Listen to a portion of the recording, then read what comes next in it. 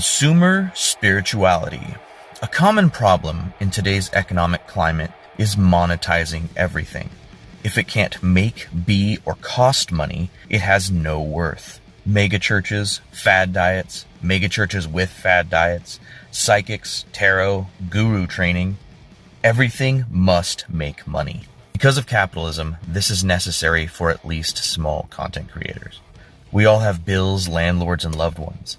And in a society that puts profit over people, we need money to live. Unfortunately, this easily becomes a poisonous motivation. You may start with noble intentions, but end up like some corrupt televangelist, denying science and uplifting venomous ideas because it helps your bottom line.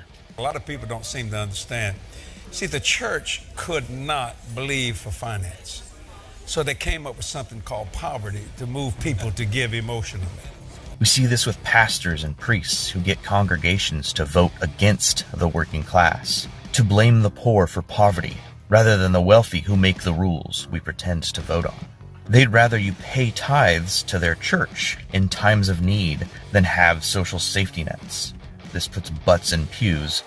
There's a Department of Treasury in heaven that God is watching over everything you do, and you are storing up eternal treasure that will go so far beyond, I think, that we can even begin to imagine. You need to send in $3,500. You need to send in $35,000. You need to send in that $100,000 check. If you do not write that P.O. box and you do not call that toll-free number and you do not become a ministry of sustainer, you will never see sustainment in your life, and your dream will die. Your call will die. Despite the mythic founder of their faith being for the poor and against the corrupt people in power, they worship Mammon, demon of wealth. There's a belief that you're supposed to suffer more and be poor and to show your humility. I don't see the Bible that way. In pagan communities, we will mirror these sentiments because we haven't deprogrammed our Christian indoctrination, or we engage in plastic witchcraft, faux Viking LARP, or whatever other consumer-driven fad we see. Reject it.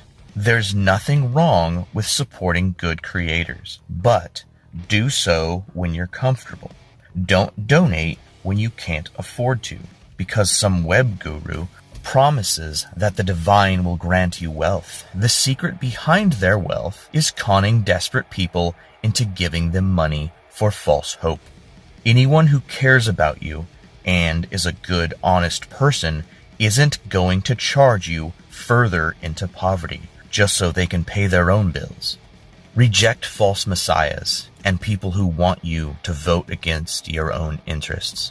Stop buying shit you don't need in hopes that it'll solve your problems. It doesn't matter what's on your altar. A pile of rocks is a perfectly fine altar. The Scots called it a cairn, the Norse called it a horger. Rocks are free. Spirituality is about you finding your true self and fulfilling your emotional and mental needs. And putting price tags on that is immoral, unethical, and just plain wrong. Skull! I'm not asking them for money on television. I'm not trying to, don't try to be slick. I try to be sincere and all that. Just try to be who we are. But, it's a battle we have to fight. But it's interesting how, people usually know who's sincere and who's not. People usually know who's sincere and who's not. I love that scripture. It says, when you help those in need, you are lending to the Lord and He will repay you. That's what you do each week, or every time you give, you are lending to God, and I know you've seen in your own life, God knows how to repay you. People usually know who's sincere and who's not. People usually know who's sincere and who's not.